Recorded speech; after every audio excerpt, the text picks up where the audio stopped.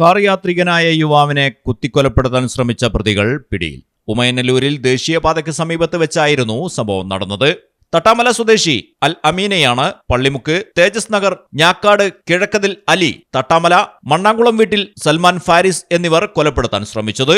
യുവാവ് ഓടിച്ചിരുന്ന കാർ പ്രതികൾ സഞ്ചരിച്ചിരുന്ന ബൈക്കിൽ തട്ടാൻ ശ്രമിച്ചെന്നും പ്രതികളുടെ വാഹനം കടന്നുപോകാൻ വശം നൽകിയില്ലെന്നും ആരോപിച്ചായിരുന്നു തർക്കം.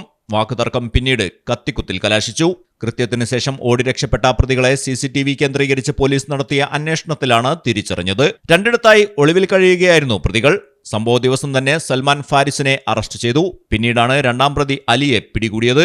കുത്താൻ ഉപയോഗിച്ച കത്തിയും പോലീസ് കണ്ടെടുത്തിട്ടുണ്ട്. ഇരുവരെയും കോടതിയിൽ ഹാജരാക്കി റിമാൻഡ് ചെയ്തു. മലയാളം ടെലിവിഷൻ, കൊല്ലം. നിങ്ങളുടെ വീടിന്റെ അടിത്തറ മുതൽ മേൽക്കൂര വരെ സിൽവാൻ സ്റ്റീൽ ഉറപ്പു നൽകുന്നു. വിശ്വസനീയ ബ്രാൻഡുകളുടെ ഗുണമേന്മയുള്ള ഉൽപ്പന്നങ്ങൾ TMT bar, GP pipe, GI pipe, net sheet, rain cutters, routing sheet, GI coil, polish RAD തുടങ്ങിയ കൺസ്ട്രക്ഷൻ മെറ്റീരിയൽസും മറ്റ് ഇൻഡസ്ട്രിയൽ ഐറ്റംസും സിൽവാൻ സ്റ്റീൽസിൽ ലഭ്യമാണ്. ഓരോ നിർമ്മാണത്തിനും കരുത്തും വിശ്വാസവും നൽകുന്ന പേര് സിൽവാൻ സ്റ്റീൽസ്, കഞ്ഞിപ്പുര, വളാഞ്ചേരി.